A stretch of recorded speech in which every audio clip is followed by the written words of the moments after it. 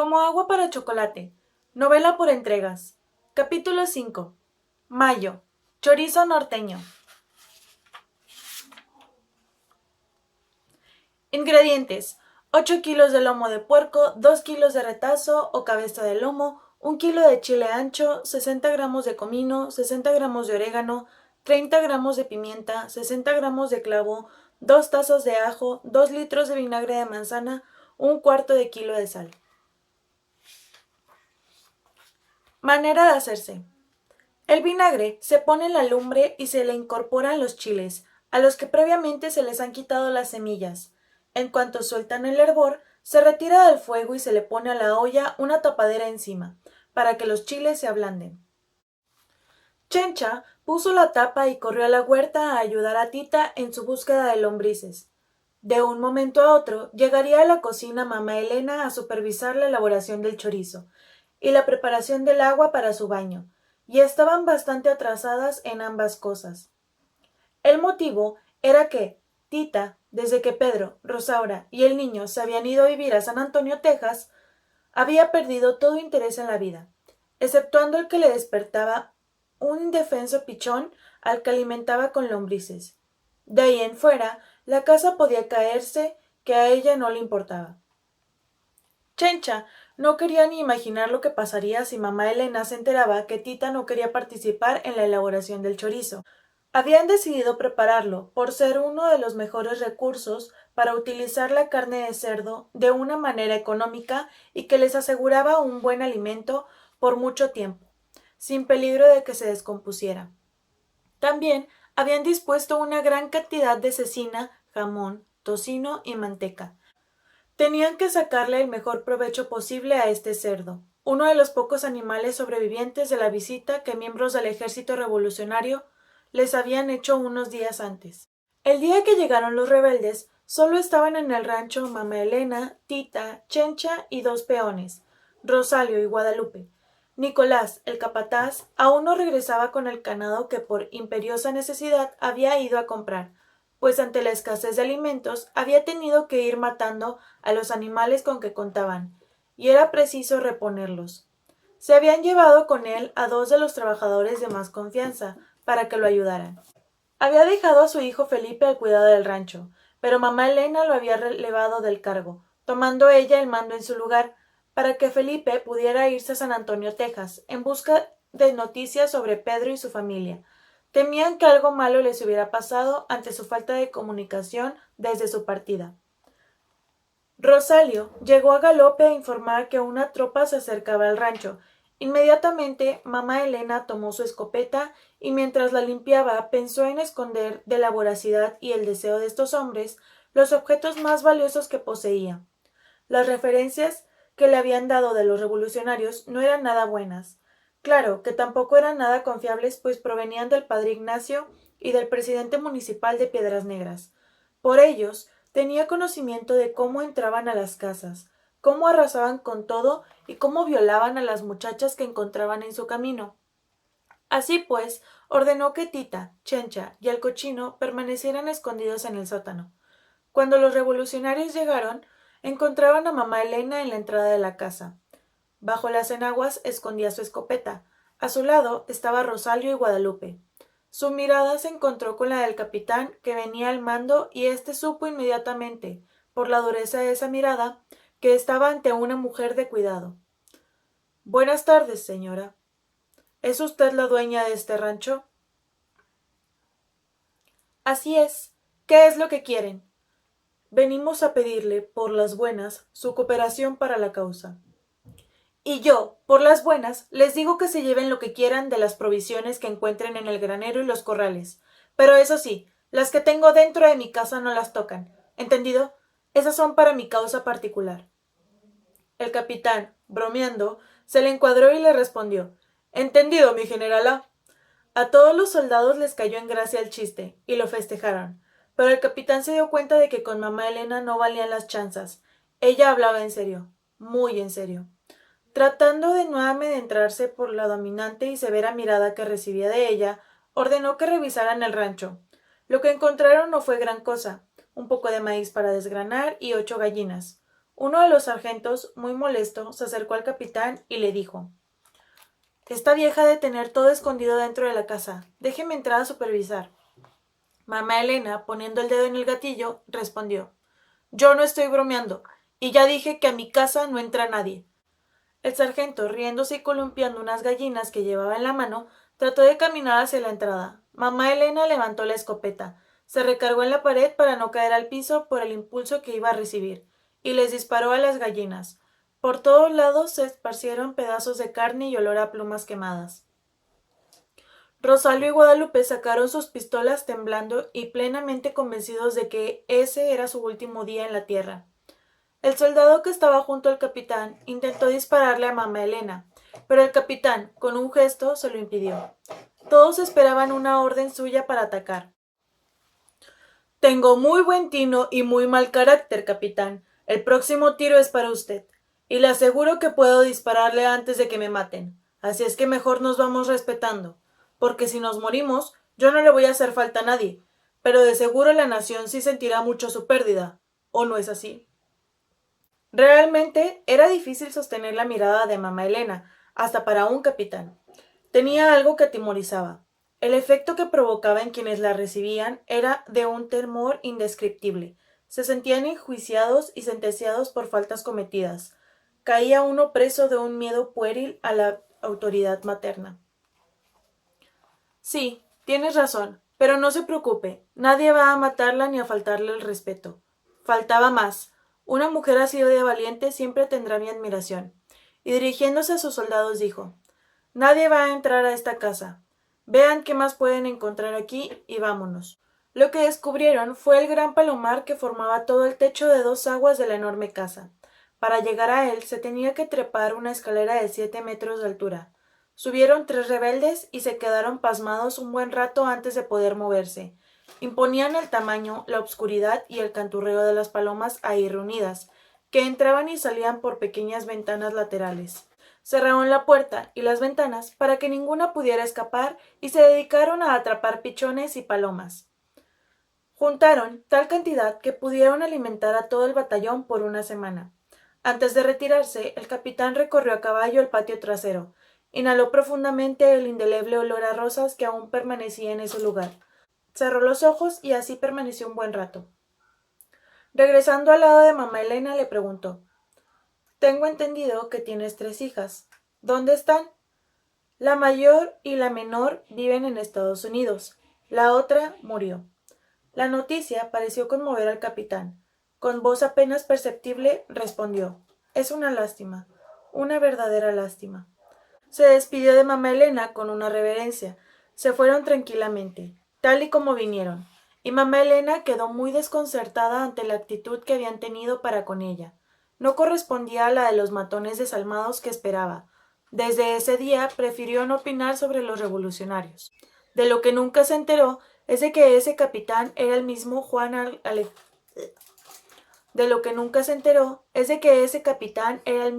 Alejandres, que meses antes se había llevado a su hija Gertrudis. Estaban a mano, pues el capitán también ignoró que en la parte trasera de la casa mamá Elena tenía enterrada en ceniza una gran cantidad de gallinas. Había logrado matar a 20 antes de que ellos llegaran. Las gallinas se rellenan con granos de trigo o avena, y con todo y plumas se meten dentro de una olla de barro barnizado. Con un lienzo se tapa bien la olla y de esta manera se puede conservar la carne en buen estado por más de una semana. Esta era una práctica común en el rancho, desde tiempos remotos, cuando tenían que conservar los animales después de una cacería.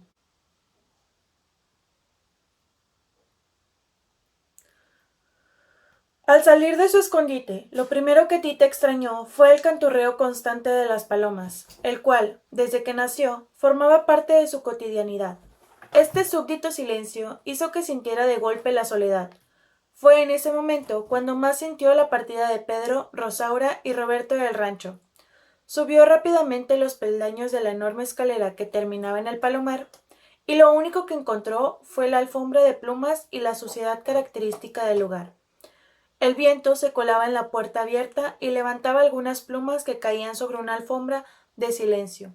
De pronto escuchó un leve sonido. Un pequeño pichón recién nacido se había salvado de la masacre. Tita lo tomó y se dispuso a bajar, pero antes se detuvo a mirar por un momento la polvareda. Se preguntaba extrañada el por qué no le habían hecho ningún daño a su madre. Mientras estaba en su escondite, rezaba porque nada malo le pasara a mamá Elena, pero inconscientemente tenía la esperanza de que al salir la encontraría muerta. Avergonzada de tales pensamientos, metió al pichón entre sus pechos para tener las manos libres y poder agarrarse bien de la peligrosa escalera. Luego bajó del palomar. Desde ese día su mayor preocupación era la de alimentar al escuálido pichón. Solo de esta manera la vida tenía cierto sentido. No se comparaba con la plenitud que proporciona el amamantar a un ser humano, pero de alguna manera se le parecía. Sus pechos se habían secado de un día para otro, por la pena que le causó la separación de su sobrino. Mientras buscaba lombrices, no podía dejar de pensar en quién y cómo estaría alimentando a Roberto. Este pensamiento la atormentaba día y noche. En todo el mes no había podido conciliar el sueño ni un instante. Su único logro durante ese periodo había sido el quintuplicar el tamaño de su enorme colcha. Chancha llegó a sacarla de sus pensamientos de conmiseración y se la llevó a empujones a la cocina. La sentó frente al metate y la puso a moler las especias junto con los chiles.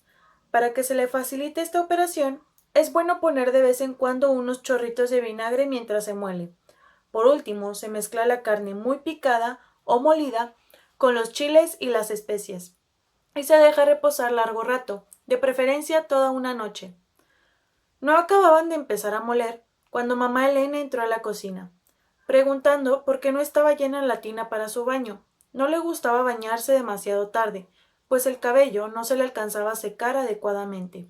Preparar el baño para mamá Elena era lo mismo que preparar una ceremonia. El agua se tenía que poner a hervir con flores de espliego, el aroma preferido de mamá Elena. Después se pasaba la decocción por un paño limpio y se le añadían unas gotas de aguardiente. Por último, había que llevar una tras otra cubetas con esta agua caliente hasta el cuarto oscuro, un pequeño cuarto que estaba al final de la casa junto a la cocina. Este cuarto, como su nombre lo indica, no recibía rayo de luz alguno, pues carecía de ventanas. Solo tenía una angosta puerta. Dentro, a mitad del cuarto, se encontraba una gran tina donde se depositaba el agua. Junto a ella, en una vasija de peltre, se ponía agua con shishi para el lavado del pelo de mamá Elena. Solo Tita, cuya misión era la de atenderla hasta su muerte, era la única que podía estar presente en el ritual y ver a su madre desnuda. Nadie más. Por eso se había construido este cuarto a prueba de mirones. Tita le tenía que lavar a su mamá primero el cuerpo, luego el cabello y por último la dejaba unos momentos descansando, gozando del agua, mientras ella planchaba la ropa que se pondría mamá Elena al salir de la tina. A una orden de su madre, Tita le ayudaba a secarse y a ponerse lo más pronto posible la ropa bien caliente para evitar un resfrío. Después entreabría 1 milímetro la puerta para que el cuarto se fuera enfriando y el cuerpo de mamá Elena no sufriera un cambio brusco de temperatura. Mientras tanto, le cepillaba el pelo, alumbrada únicamente por el débil rayo de luz que se filtraba por la rendija de la puerta, y que creaba un ambiente de sortilegio al revelar las formas caprichosas del vapor de agua. Le cepillaba el cabello hasta que éste quedaba seco por completo, entonces le hacía una trenza y daban por terminada la liturgia. Tita siempre daba gracias a Dios de que su mamá solo se bañara una vez por semana, porque si no, su vida sería un verdadero calvario. En opinión de mamá Elena, con el baño pasaba lo mismo que con la comida. Por más que Tita se esforzaba, siempre cometía infinidad de errores. O la camisa tenía una arruguita, o no estaba suficientemente caliente el agua, o la raya de la trenza estaba chueca, en fin. Parecía que la única virtud de mamá Elena era la de encontrar defectos. Pero nunca encontró tantos como ese día. Y es que Tita verdaderamente había descuidado todos los detalles de la ceremonia. El agua estaba tan caliente que mamá Elena se quemó los pies al entrar. Había olvidado el shishi para el lavado del pelo. Había quemado el fondo y la camiseta. Había abierto la puerta demasiado, en fin, que ahora sí había ganado a pulso el que mamá Elena la reprendiera y la expulsara del cuarto de baño. Tita caminaba aprisa hacia la cocina, llevando bajo el brazo la ropa sucia, lamentándose del regaño y de sus garrafales fallas. Lo que más le dolía era el trabajo extra que significaba haber quemado la ropa. Era la segunda vez en su vida que le ocurría este tipo de desgracia. Ahora iba a tener que humedecer las manchas rojizas en una solución de clorato de potasa con agua pura y con lejía alcalina suave, restregando repetidas veces, hasta lograr que la mancha desapareciera, aunando este penoso trabajo al de lavar la ropa negra con que se vestía su madre. Para hacerlo, tenía que disolver hiel de vaca en una pequeña cantidad de agua hirviendo, sumergir una esponja suave en esta agua y con ella mojar toda la ropa. Enseguida, aclarar con agua limpia los vestidos y sacarlos al aire libre. Tita fregaba y fregaba la ropa como tantas veces lo hizo con los pañales de Roberto, para quitarle las manchas. Lo lograba poniendo a cocer una porción de orina. En ella sumergía la mancha por un momento, lavándola después con agua. Así de simple, las manchas se esfumaban. Pero ahora, por más que sumergía los pañales en la orina, no podía quitarles ese horroroso color negro. De pronto se dio cuenta que no se trataba de los pañales de Roberto, sino de la ropa de su madre. La había estado sumergiendo en la basinica que desde la mañana había dejado olvidada sin lavar junto al fregadero. Apenada se dispuso a corregir su falla. Ya instalada en la cocina, Tita se propuso poner más atención a lo que hacía. Tenía que poner coto a los recuerdos que la atormentaban, o la furia de mamá Elena podría estallar de un momento a otro. Desde que empezó a preparar el baño de mamá Elena, dejó reposando el chorizo. Por tanto, ya había pasado tiempo suficiente como para proceder a rellenar las tripas. Tienen que ser tripas de res, limpias y curadas. Para rellenarlas se utiliza un embudo. Se atan muy bien a distancias de 4 dedos y se pican en una aguja para que salga el aire, que es lo que puede perjudicar al chorizo. Es muy importante comprimirlo muy bien mientras se rellena, para que no quede ningún espacio. Por más empeño que Tita ponía en evitar que los recuerdos acudieran a ella y le hicieran cometer más errores, no pudo evitarlos al tener en las manos un trozo grande de chorizo y rememorar la noche de verano en que todos salieron a dormir al patio. En la época de canícula se colgaban en el patio grandes hamacas, pues el calor se hacía insoportable. En una mesa se ponía una tinaja con hielo y dentro se colocaba una sandía partida por si a alguien a medianoche se levantaba acalorado con deseos de refrescarse comiendo una rebanada. Mamá Elena era especialista en partir la sandía. Tomando un cuchillo filoso, encajaba la punta de tal manera que sólo penetraba hasta donde termina la parte verde de la cáscara, dejando sin tocar el corazón de la sandía. Hacía varios cortes en la cáscara de una perfección matemática tal que cuando terminaba tomaba entre sus manos la sandía y le daba un solo golpe sobre una piedra, pero en el lugar exacto, y mágicamente la cáscara de la sandía se abría como pétalo en flor, quedando sobre la mesa el corazón intacto. Indudablemente, tratándose de partir, desmantelar, desmembrar, desolar, destetar, desjaretar, desbaratar o desmadrar algo, mamá Elena era una maestra. Desde que mamá Elena murió, nunca nadie ha podido volver a realizar esta proeza, con la sandía. Tita escuchó desde su hamaca cómo alguien se había levantado a comer un pedazo de sandía. A ella ya la habían despertado las ganas de ir al baño. Todo el día había tomado cerveza, no para minorar el calor, sino para tener más leche para amamantar a su sobrino. Este dormía apaciblemente junto a su hermana. Se levantó a tientas, no podía distinguir nada. Era una noche de completa obscuridad. Se fue caminando hacia el baño, tratando de recordar dónde estaban las hamacas, no quería tropezar con nadie. Pedro, sentado en su hamaca, comía su sandía y pensaba en Tita. Su cercanía le producía una gran agitación.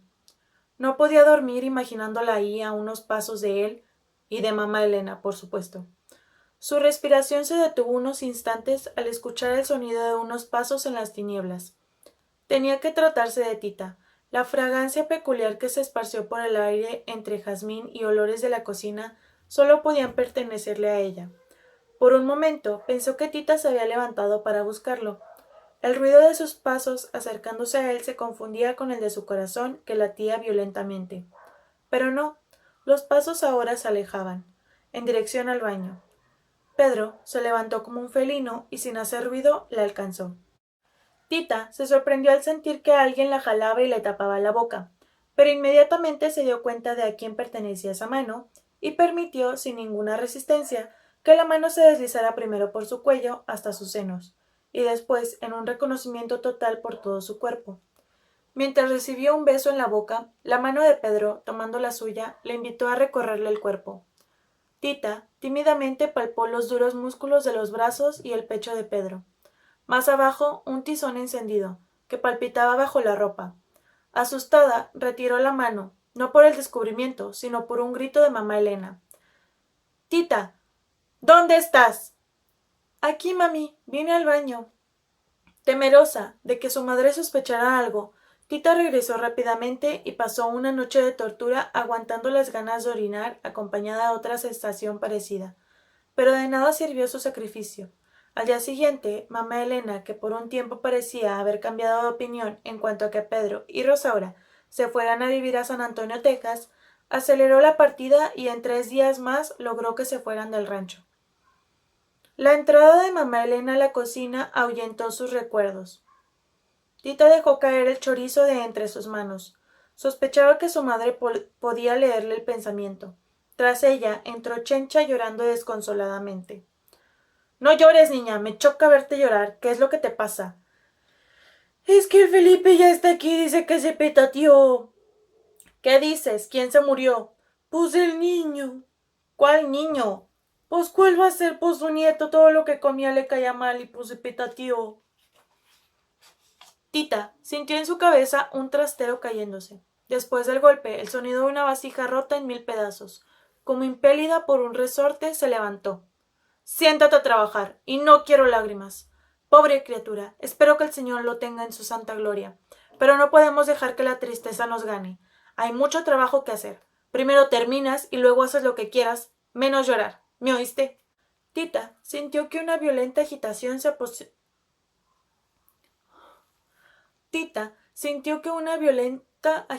se posesionaba de su ser. Enfrentó firmemente la mirada de su madre mientras acariciaba el chorizo y después, en lugar de obedecerla, tomó todos los chorizos que encontró y los partió en pedazos, gritando enloquecida. ¡Mira lo que hago con sus órdenes! ¡Ya me cansé de obedecerla! Mamá Elena se acercó, tomó una cuchara de madera y le cruzó la cara con ella. Usted es la culpable de la muerte de Roberto, le gritó Tita fuera de sí, y salió corriendo, secándose la sangre que le escurría de la nariz, tomó al pichón, la cubeta de lombrices y se subió al palomar. Mamá Elena ordenó que quitaran la escalera y que la dejaran pasar toda la noche ahí. Mamá Elena y Chencha terminaron en silencio de rellenar los chorizos. Con lo perfeccionista que era mamá Elena y el cuidado que siempre ponía para que no quedara aire dentro de los chorizos, fue verdaderamente inexplicable para todos que una semana después se encontraran los chorizos invadidos de gusanos en la bodega, donde los había puesto a secar. A la mañana siguiente mandó que Chencha bajara a Tita. Mamá Elena no podía hacerlo, pues solo había una cosa que temía en la vida y era el miedo a las alturas. No soportaba ni el pensamiento de tener que subir por la escalera que medía 7 metros y abrir hacia afuera la pequeña puerta para poder entrar. Por lo tanto, le convenía fingir más orgullo del que tenía y mandar a otra persona para que bajara a Tita, aunque ganas no le faltaban de subir personalmente y bajarla arrastrándola de los cabellos. Chencha la encontró con el pichón en las manos. Tita parecía no darse cuenta de que estaba muerto. Intentaba darle de comer más lombrices. El pobre tal vez murió de indigestión porque Tita le dio demasiadas. Tita tenía la mirada perdida y miraba a Chencha como si fuera la primera vez que la viera en su vida. Chencha bajó diciendo que Tita estaba como loca y que no quería abandonar el palomar. Muy bien, si está como loca, va a ir a dar al manicomio. En esta casa no hay lugar para dementes. Y efectivamente, de inmediato mandó a Felipe por el doctor Brown, para que se llevara a Tita a un manicomio. El doctor llegó, escuchó la versión de la historia de parte de mamá Elena y se dispuso a subir al palomar.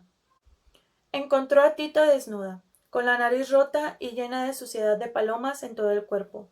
Algunas plumas se le habían pegado en la piel y el pelo. En cuanto vio al doctor, corrió a un rincón y se puso en posición fetal. Nadie supo qué tanto le dijo el doctor Brown durante las horas que pasó con ella, pero al atardecer bajó con Tita ya vestida, la subió a su carretela y se la llevó. Chencha, corriendo y llorando a su lado, apenas alcanzó a ponerle a Tita en los hombros la enorme colcha que había tejido en sus interminables noches de insomnio. Era tan grande y pesada que no cupo dentro del carruaje. Tita se aferró a ella con tal fuerza que no hubo más remedio que llevarla arrastrando como una enorme y caleidoscópica cola de novia que alcanzaba a cubrir 1 kilómetro completo. Debido a que Tita utilizaba en su colcha cuanto estambre caía en sus manos, sin importarle el color, la colcha mostraba una amalgama de colores, texturas y formas que aparecían y desaparecían como por arte de magia entre la monumental polvareda que levantaba a su paso.